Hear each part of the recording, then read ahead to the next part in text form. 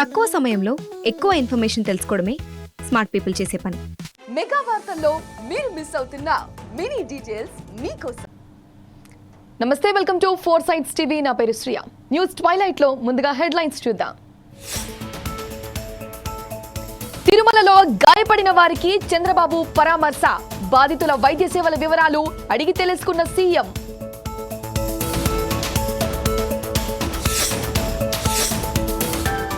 తొక్కిసలాటపై విచారణ జరుగుతోందన్న అనిత. వైఫల్యం సీసీ కెమెరాలో తెలుస్తుందని మంత్రి వెల్లడి.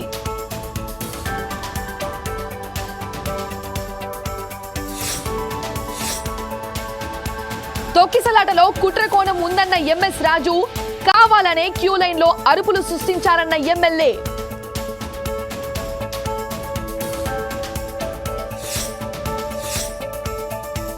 మహబూబాబాద్ లో మిర్చి రైతులకు కష్టాలు.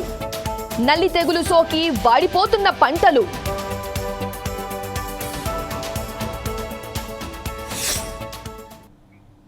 కాకినాడ జిల్లా గొర్రప్రోలులో ఎంఆర్పీఎస్ నాయకుల ఆందోళన.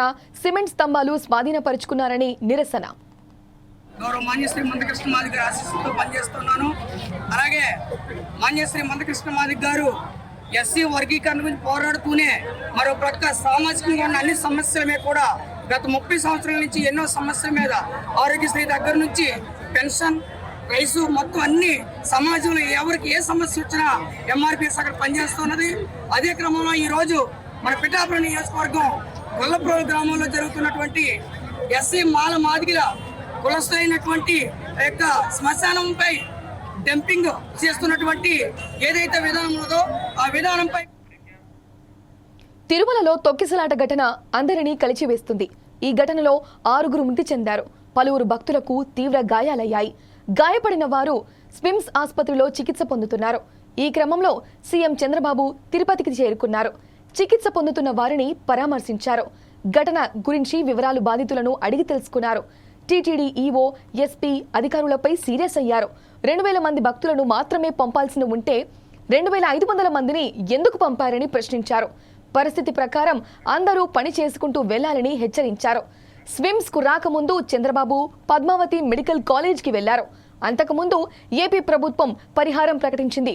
మృతుల కుటుంబాలకు ఒక్కొక్కరికి 25 లక్షల పరిహారం కింద ఇస్తామని మంత్రి అనగాని సత్యప్రసాద్ ప్రకటించారు.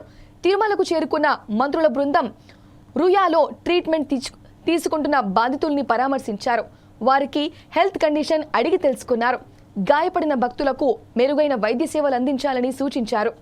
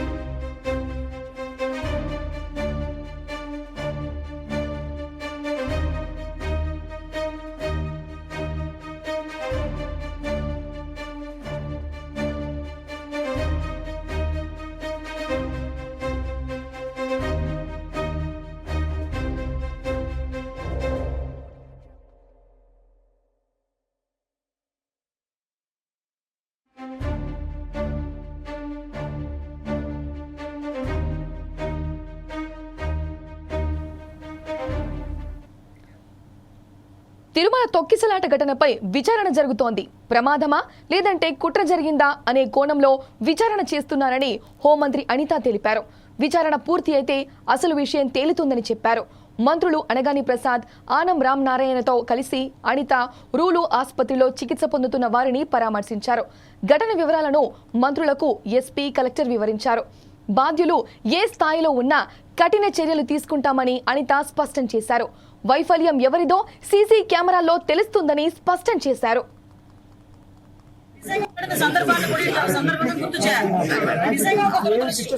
ఒక ప్రాణాన్ని కాపాడిన సందర్భంలో జరిగిన సంఘటన అక్కడ తొక్కిసలాట జరిగింది. దురదృష్టవశాత్తు సుమారుగా 5గురు ఒక చోట, 6గురు ఒక చోట, ఒక చోట 5గురు ఒక చోట, చనిపోవడం జరిగింది. ఓవరాల్ గా 6 చనిపోవడం జరిగింది.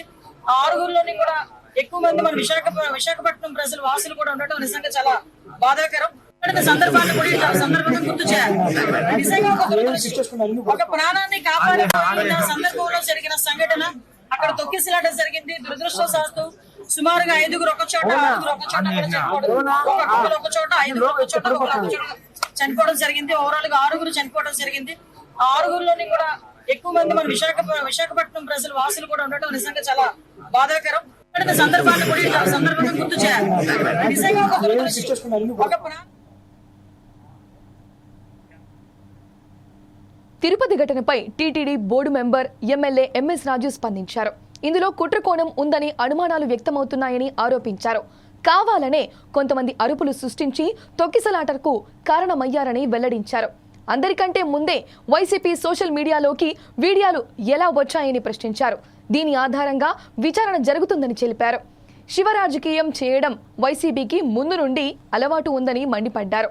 అనవసర ప్రచారాలను భక్తులు నమ్మొద్దని సూచించారు.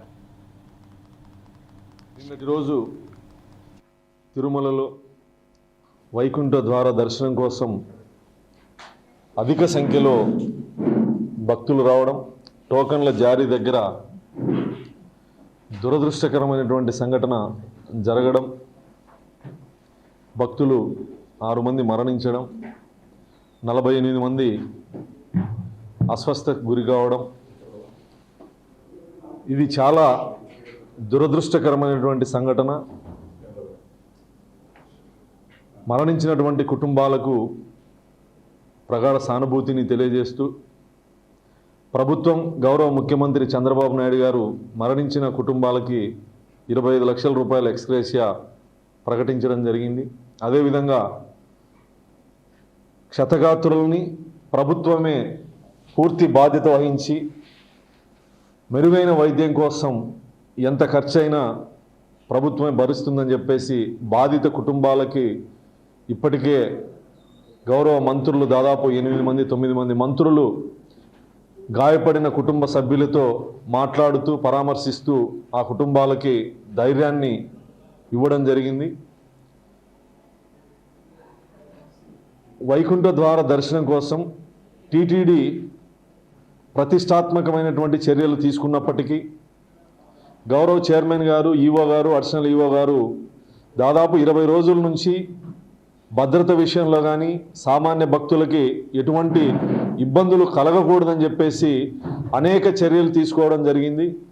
అయినా జరిగిన సంఘటన చాలా బాధాకరం, దురదృష్టకరం. జరిగిన సంఘటనలో కుట్ర కోణాన్ని కూడా ప్రభుత్వం దర్యాప్తు చేస్తూ ఉంది. సామాన్య భక్తులు, ఒక వృద్ధురాలు ఆయాసంతో ఇబ్బంది పడుతుంటే సిబ్బంది సహకరించి ఆమెను కాపాడే ప్రయత్నం చేస్తున్నటువంటి క్రమంలో కావాలనే కొంతమంది అరుపులతో తొక్కిసలాట జరగడానికి కారణమయ్యారనేది ఒక వాదన ఉంది. ఎవరు ఈ ప్రయత్నం చేశారనే ఉద్దేశంతో ప్రభుత్వం దర్యాప్తు కొనసాగిస్తూ ఉంది. ఖచ్చితంగా కుట్ర కోణాన్ని కూడా సీసీ ఫుటేజులు అన్ని అధికారులు పరిశీలించడం జరుగుతుంది. కుట్ర కోణాన్ని కూడా ఉంటే బహిర్గతం చేయడం జరుగుతుంది. వైకుంఠ ద్వార దర్శనం కోసం ప్రపంచంలో ఉన్నటువంటి శ్రీవారి భక్తులు, వెంకటేశ్వర స్వామి భక్తులు ఈ రోజు కోసం ఆ ద్వారం గుండా వెళ్ళి ఆ భగవంతుని దర్శించుకోవాలని చెప్పేసి కోట్ల మంది భక్తులకు ఉంటుంది. వాటిని దృష్టిలో పెట్టుకునే టీటీడీ తిరుపతిలో 9 కేంద్రాల్లో 9 ప్రాంతాల్లో 90 కేంద్రాలను ఏర్పాటు చేసి టోకన్లు జారీ చేసేందుకు ఏర్పాటు చేయడం జరిగింది. అదేవిధంగా తిరుమలలో కూడా ఏర్పాట్లు చేయడం జరిగింది. అయినా సరే ఈ సంఘటన జరగడం చాలా బాధాకరం. బాధితులు ప్రాణాపాయ స్థితిలో ఉంటే నిజంగా సామాన్య భక్తులైతే వారిని కాపాడే ప్రయత్నం చేస్తారు. కానీ వీడియోలు తీసి అందరికంటే ముందు వైసీపీ సోషల్ మీడియాలోకి ఎలా వచ్చాయనే కోణంలో కూడా దర్యాప్తు కొనసాగుతూ ఉంది. నిజంగా కుట్రదారులు అయితే ఎంతటి వాళ్ళనైనా ఉపేక్షించమని చెప్పేసి గౌరవ ముఖ్యమంత్రి గారు చెప్పడం జరిగింది. టీటీడీలో ముఖ్యమంత్రిగా చంద్రబాబు గారు బాధ్యతలు తీసుకున్నప్పటి నుంచి అనేక మార్పులు తీసుకొస్తూ సామాన్య భక్తులకి భగవంతుడి దర్శనం ఈజీ మార్గంగా చేయాలనే ఉద్దేశంతో అన్ని ఏర్పాట్లను చేయడం జరుగుతుంది. వైకుంఠ ద్వార దర్శనం కోసం కూడా సామాన్య భక్తులకి ప్రాధాన్యతను ఇవ్వాలనే ఉద్దేశంతోనే ప్రత్యేక దర్శనాలు కూడా రద్దు చేయడం జరిగింది. టీటీడీ సేవలు అన్నీ రద్దు చేయడం జరిగింది. రోజుకి 40,000 మందికి టోకన్లు జారీ చేయడం జరిగింది. 3 రోజులకు సంబంధించి 1,20,000 టోకన్లు జారీ చేయడం జరిగింది. మళ్ళీ 13వ తారీఖు నుంచి కూడా విడతల వారీగా టోకన్లు జారీ చేయడం జరుగుతుంది. జరిగిన సంఘటన దురదృష్టకరం. శవరాజకీయాలు చేయడం, శవాల పునాదుల మీద ఏర్పడినటువంటి పార్టీ వైఎస్ఆర్ కాంగ్రెస్ పార్టీకి, జగన్మోహన్ రెడ్డికి ముందు నుంచి ఉన్నటువంటి విద్య కాబట్టి వైఎస్ఆర్సీపీ సోషల్ మీడియాలో జగన్మోహన్ రెడ్డి చేసే ఆరోపణలు లేదా టీటీడీ ప్రతిష్టకు భంగం కలిగే విధంగా, భక్తుల మనోభావాలు దెబ్బతినే విధంగా జగన్మోహన్ రెడ్డి వైఖరి, వైఎస్ఆర్ కాంగ్రెస్ పార్టీ వైఖరిని ప్రజలు నమ్మొద్దండి. టీటీడీ ప్రతిష్టాత్మకంగా తిరుమల శ్రీవారి వైకుంఠ మహబూబాబాద్ జిల్లాలో మిర్చి రైతులు ఆవేదన వ్యక్తం చేశారు. పంటకు సోకిన తెగుళ్లతో తీవ్రంగా నష్టపోతున్నామని విలపించారు. రెడ్యాల, కంబళపల్లి గ్రామాల్లో మిర్చి పంటను సాగు చేశారు. పంట పెరిగి కాతకు వచ్చే సమయంలో నల్లి తెగులు సోకి పంట వాడిపోతుందంటున్నారు. నివారణకు అనేక రకాల మందులు పిచికారీ చేసినా ఫలితం లేదన్నారు. దీంతో పంటను పశువుల మేతకు వదిలేశారు. వ్యవసాయ శాస్త్రవేత్తల సూచనలు పాటించి చర్యలు చేపట్టినా ఫలితం లేదని ఆందోళన వ్యక్తం చేస్తున్నారు. లక్షలాది రూపాయలు పెట్టుబడి పెట్టి తీవ్రంగా నష్టపోయామని అంటున్నారు. పంటల రక్షణకు శాస్త్రవేత్తలు పలు విధాలుగా పరిశోధనలు చేస్తున్నా పంటలకు చీడపీడల బాధలు ఎక్కువ అవ్వడంతో నష్టపోతున్నామని రైతులు ఆవేదన వ్యక్తం చేస్తున్నారు.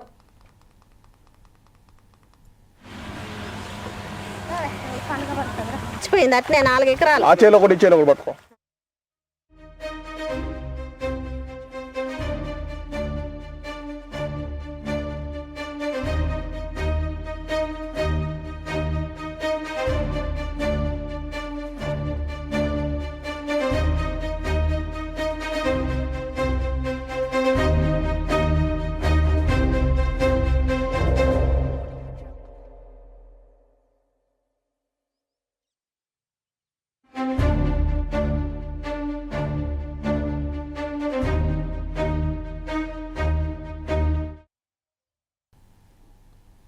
టీడీపీ నేత ఆనం వెంకటరమణారెడ్డి, వైసీపీ నేత ఊటుకూరు నాగార్జున ఆగ్రహం వ్యక్తం చేశారు.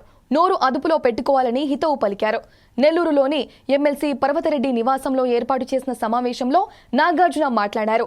కనీసం ఇంగిత జ్ఞానం లేకుండా అసభ్య పదజాలం వాడుతున్నారని మండిపడ్డారు. రాజకీయ విలువలను దిగజారుస్తున్నారని ఆరోపించారు. 2019 ఎన్నికలకు ముందు రెడ్ క్రాస్ కేవలం ఇంజెక్షన్లు వేసే విధంగా ఉండేదన్నారు. ఇప్పుడు రాష్ట్ర వ్యాప్తంగా నంబర్ 1 స్థానంలో ఉందన్నారు.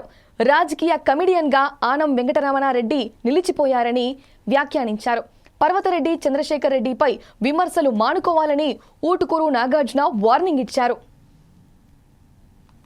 2 రోజుల క్రితం మా నాయకుడు Nellore city YSR Congress party incharge Shri ఆయన ఎందుకు రాజీనామా చేయాల్సి వస్తుంది, ఆయన రాజీనామా చేయాల్సి వచ్చిన దానికి కారణాలు ఏమిటి అని ఒక ప్రెస్ మీట్ ద్వారా మీ అందరి సమక్షంలో ఎంతో హుందాగా, ఎంతో ఎవరిని కూడా కించపరచుకుంటా ఎంతో హుందాగా ఆయన మాట్లాడుతూ దానికి దారి తీసిన పరిస్థితులను వివరిస్తూ ఆయన రెడ్ క్రాస్కి ఆయన చేసిన సేవలు కావచ్చు, రెడ్ క్రాస్లో ఆయన చేసిన అభివృద్ధి కార్యక్రమాలు కావచ్చు, అవన్నిటిని వివరిస్తూ ఆయన వల్ల ఆయన ఇబ్బంది పెట్టే క్రమంలో రెడ్ క్రాస్ అనే ఒక సొసైటీని ఇబ్బంది పెడతారేమో, దిగజారుస్తారేమో, రాజకీయంగా ఇబ్బంది పెడతారనే ఉద్దేశంతో ఆయన హుందాగా రాజీనామా చేస్తూ ఆవేదనతో ఆయన ఆ రోజు రాజీనామా చేస్తే, ఎక్కడ మా నాయకుడు చంద్రశేఖర్ రెడ్డి గారికి ఒక పొలిటికల్ మైలేజ్ ఇప్పటికే బాగా ఎక్కువ జనాల్లో ఎక్కువైంది, ఇంకా సానుభూతితో నారాయణ గారిని కావచ్చు, తెలుగుదేశం పార్టీ గవర్నమెంట్ కూటమి ప్రభుత్వాన్ని కావచ్చు ప్రజలు చేత్కరించుకునే పరిస్థితి ఇంకా ఎక్కువ అవుతుందనే ఉద్దేశంతో ఆ రోజు సాయంత్రమే ఒక పొలిటికల్ జోకర్, రాజకీయ బఫూన్ అయినటువంటి నెల్లూరు జిల్లాలో సోషల్ కమిడియన్ గా పిలువబడే ఒక జోకర్ని ఆయన ఆనం వెంకటరమణారెడ్డి గారిని ఆ రోజే ఆనం వెంకటరమణారెడ్డి ద్వారా ఒక వీడియో బయట రిలీజ్ చేయడం జరిగింది. ఆయన మాట్లాడుతూ కనీసం ఎవరి గురించి మాట్లాడుతున్నామా అనే ఒక ఇంకిత జ్ఞానం కూడా లేకుండా, చంద్రశేఖర్ రెడ్డి గారు ఒక రాజకీయ నాయకుడు మాత్రమే కాదు, ఒక సీనియర్ విద్యావేత్త కూడా, ఎంతో మంది పిల్లలకి ఆయన చదువు చెప్పిన వ్యక్తి. అలాంటి వ్యక్తి గురించి మాట్లాడుతూ కనీసం ఏం మాట్లాడుతున్నా మనకు సోయ కూడా లేకుండా జుగుప్సాకరంగా అతి నీచంగా ఆ రోజు మాట్లాడడం జరిగింది. ఈ ఆనం వెంకటరమారెడ్డి అనే వ్యక్తికి నేను ఒకటే చెప్తా ఉంటా, ఇతను రాజకీయ చరిత్ర చూసుకుంటే గతంలో రాజకీయంగా ఇతను చెప్పుకోదగిన పనులు కూడా ఏం చేసింది కూడా ఏం లేదు. తిరుమల నాయుడు అనే ఒక నాయకుడు, టీడీపీ నాయకుడు, తిరుమల నాయుడు అనే ఒక టీడీపీ నాయకుడు గౌరవనీయులు పర్వతరెడ్డి చంద్రశేఖర్ రెడ్డి ఎమ్మెల్సీ గారి మీద ఒక వాడలేని భాష వాడినందుకు ఈ పత్రిక ముఖంగా ప్రెస్ మీట్ పెట్టడం జరుగుతుంది. తిరుమల నాయుడు గారు, మీరు ఒక విద్యార్థి నాయకుడుగా సైకిల్తో ప్రయాణం అయ్యి ఒక ఇన్నోవా కార్ మెయింటైన్ చేసింది ఎట్టొచ్చిందో అందరికి తెలియదు అనుకుంటున్నారా? పర్వతరెడ్డి చంద్రశేఖర్ రెడ్డి గారా మీరు విద్యార్థిగా పని చేయలేదా? పర్వతరెడ్డి చంద్రశేఖర్ రెడ్డి మీరు విద్యార్థి నాయకుడుగా ఉన్నప్పుడు మీకు ఎన్ని రాయితీలు కల్పించారు? ఎన్ని స్టూడెంట్స్ విభాగంలో ఎన్ని మందికి జీతాలు, ఎన్ని మందికి ఫీజు రాయితీలు మీకు తగ్గించినారు? మీకు తెలీదా ఆయన మనస్తత్వం? మీరు ఈరోజు గౌరవనీయులు ఎమ్మెల్సీ పర్వతరెడ్డి చంద్రశేఖర్ రెడ్డి గారిని నువ్వు అని సంబోధిస్తారా? ఇది మీకు సభమేనా? గత ప్రభుత్వంలో మీరు 2-3 పోరాటాలు ఇసుక విధానం చేసి వాళ్ళతో లాలూచి పడి వాళ్ళ దగ్గర ఎంత డబ్బులు వసూలు చేశారో అందరికి తెలీదా? గత టీడీపీ నాయకులు మిమ్మల్ని దూరం పెట్టడం నిజం కాదా? మీ మనసుకి మీ ఇదికే వదిలేస్తున్నాను. గౌరవం లేని పర్వతరెడ్డి చంద్రశేఖర్ రెడ్డి మీద మీరు ఇట్లా మాట్లాడడం సబబు కాదు. సూర్యాపేట జిల్లాలో రోడ్డు భద్రతా మహోత్సవాలు నిర్వహించారు. మెడికల్ కాలేజ్ నుంచి కొత్త బస్టాండ్ వరకు కలెక్టర్ తేజస్ నందలాల్ ఆధ్వర్యంలో బైక్ ర్యాలీ ప్రారంభించారు. హెల్మెట్ ధరించండి, ప్రాణాలు కాపాడుకోండి అని కలెక్టర్ సూచించారు. సెల్ ఫోన్ మాట్లాడుతూ డ్రైవింగ్ చేయొద్దని తెలిపారు. ఈ కార్యక్రమంలో అదనపు collector Rambabu, additional SP Nageswara Rao, DSP Ravi, సిఐలు వీరరాఘవులు, రాజశేఖర్, ఎస్ఐలు, పోలీస్ సిబ్బంది, ప్రజలు పాల్గొన్నారు.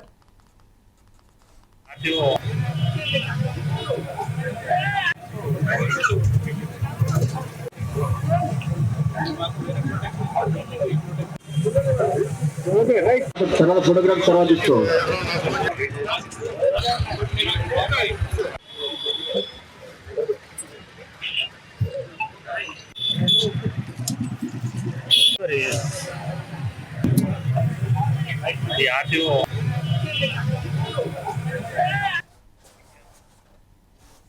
గుంటూరు జిల్లా తాడికొండలో ఆత్మీయ అభినందన సభ నిర్వహించారు. తాడికొండ ఎంఆర్ఓ నాసరయ్య డిప్యూటీ కలెక్టర్గా వచ్చిన నేపథ్యంలో మండలం అధికారులు సభ నిర్వహించారు. ఈ సందర్భంగా ఆయనకు సన్మానం నిర్వహించారు. ఈ కార్యక్రమంలో Tadikonda MLA Tenali Shravan Kumar, TDP senior నాయకులు, అధికారులు, ప్రజలు పాల్గొన్నారు.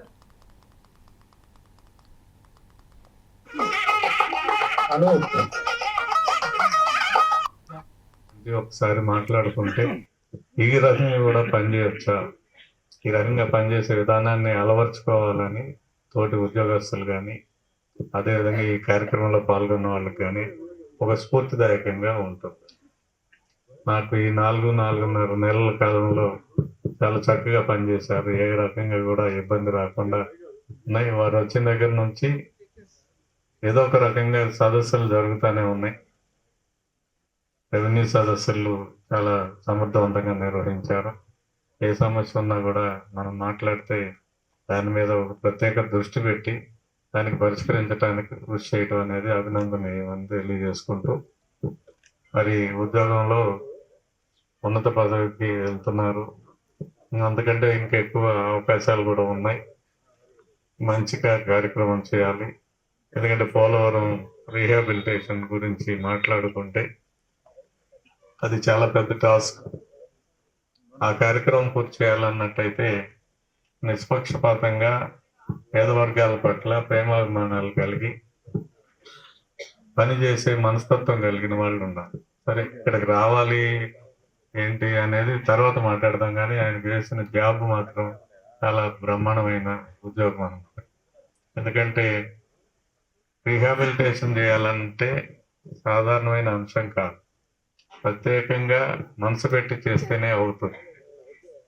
సాధారణంగా రెవెన్యూ యంత్రాంగంలో నేను చూసిన విధానం ఏంటంటే బాగా డబ్బున్నోడికి పరుపుతున్నోడికి గులాంగిరి చేస్తారు. ఇలాగ అందరితో సమానంగా మాట్లాడి వాళ్ళ సమస్యల మీద అర్థం చేసుకొని వచ్చిన వాడి యొక్క సమస్య తీర్చుదాం అనే యొక్క ఆలోచన కలిగిన వాళ్ళ సంఖ్య చాలా తక్కువ రెవెన్యూ యంత్రాంగం.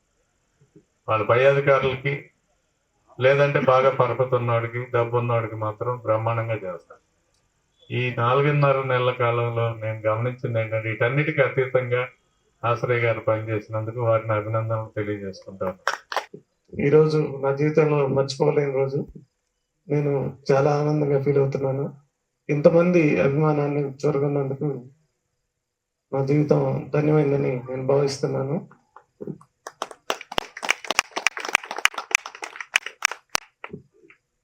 అలాగే గౌరవ శాసనసభ్యులు గారు నాకు ఇక్కడ పనిచేయడానికి అవకాశం ఇచ్చారు. ఇక్కడ ఎంతో మంది పోటీ పడితే సార్ నాకు ఎటువంటి సిఫార్సు లేకుండా నేరుగా నాకు ఇక్కడ పనిచేసే అవకాశాన్ని ఇచ్చినందుకు నేను ఎంతో రుణపడి ఉన్నాను. అలాగే తిరుమల తొక్కిసలాట ఘటనపై తిరుపతి జిల్లా కలెక్టర్ వెంకటేశ్వర్ స్పందించారు. గేట్ సడన్ గా తెరవడంతో 2000 మంది ఒకేసారి లోపలికి వెళ్లేందుకు ప్రయత్నించారని చెప్పారు. ఈ క్రమంలోనే ఒకరిపై ఒకరు పడిపోయి తొక్కిసలాట జరిగిందన్నారు. కేరళకు చెందిన ఓ మహిళ మృతి చెందిందన్నారు. మిగతా వారు వైజాగ్, నర్సీపట్నానికి చెందిన వారుగా గుర్తించినట్లు చెప్పారు. వారి బాధితులకు సమాచారం ఇచ్చామన్నారు. ఘటనపై విచారణ చేపట్టినట్లు కలెక్టర్ వెల్లడించారు. చోటు చేసుకుంది. ఒకేసారి సుమారుగా ఒక 2000-2500 క్రౌడ్ గేట్ మీదకి రావడంతో ఒకళ్ళ మీద ఒకళ్ళు టాపులు అయిపోయి పడిపోయిన సందర్భంలో కింద ఎవరైతే ఉన్నారో వాళ్ళు చెస్ట్ కంప్రెషన్ గురయ్యి అంటే అన్కాన్షియస్ అక్కడికి వెళ్ళారు. And as soon as ambulance వచ్చి రుయాకి స్విమ్స్కి షిఫ్ట్ చేసినప్పుడు they were declared as broad dead. బైరాగి పట్టడ ఆ ఇన్సిడెంట్లో 5 people చనిపోయారు. ఒక 4 women and 1 male. వీళ్ళందరూ కూడా 35 years అబవ్ ఉన్నారు. ఒకళ్ళు ఫ్రమ్ కేరళ ఉన్నారు, మిగతా వాళ్ళు వైజాగ్, నర్సీపట్నం వాసులు గుర్తించాము. వాళ్ళ బంధువులందరికీ కూడా ఇన్ఫార్మ్ చేయడం జరిగింది.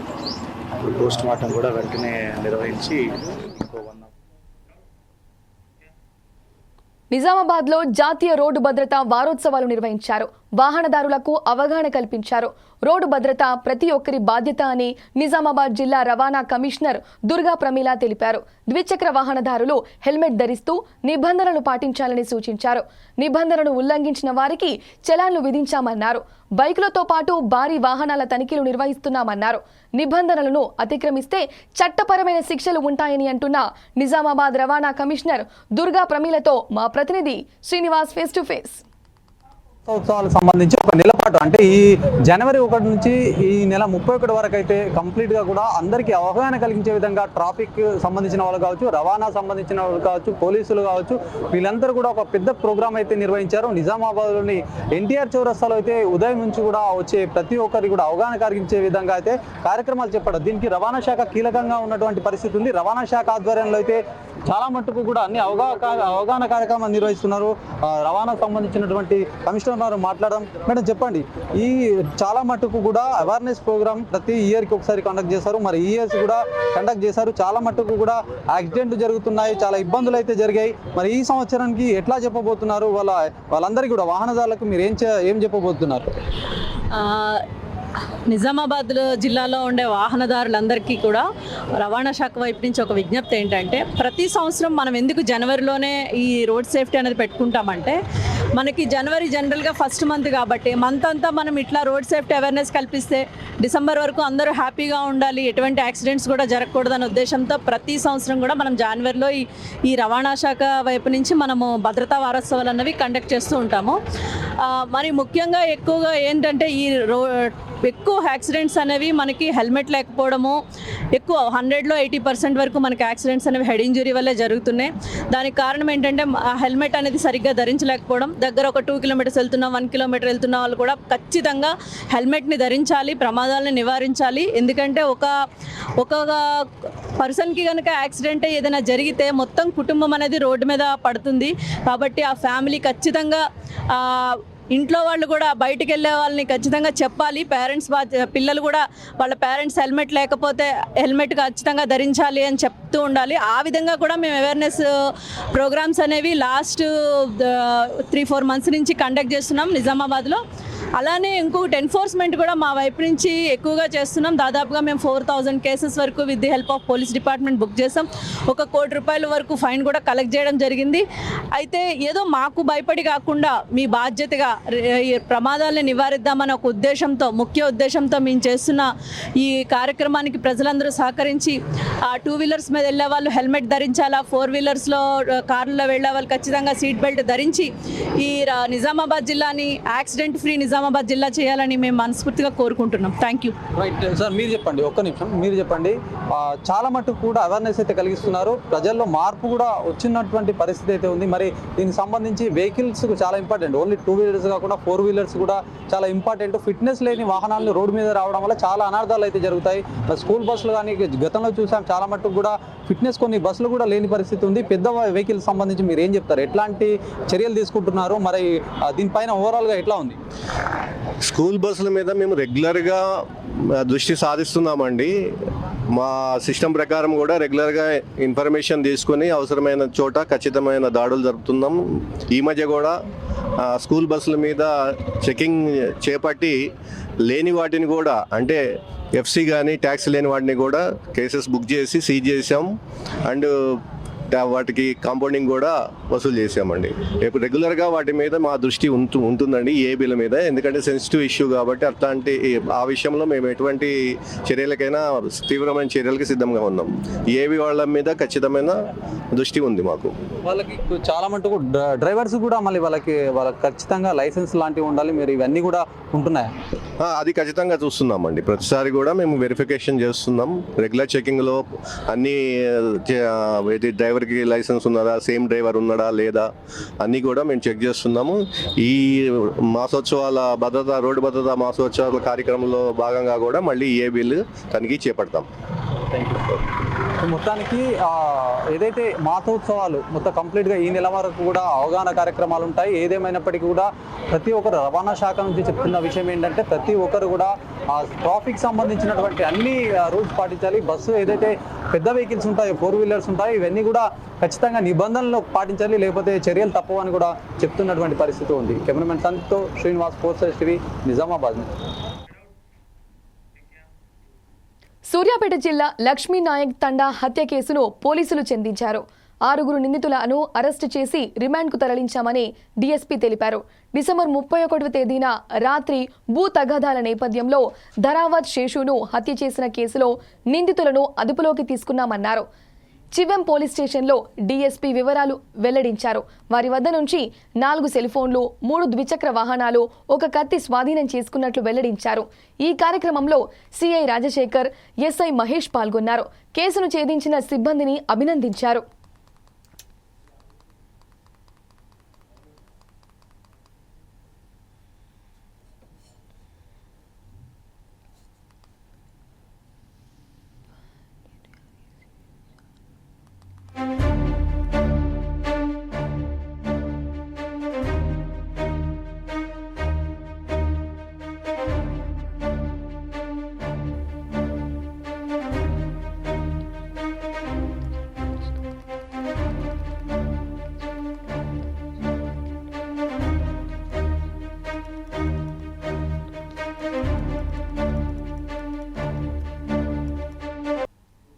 ఇవి న్యూస్ ట్వైలైట్ అప్డేట్స్. చూస్తూనే ఉండండి 4 Sides TV.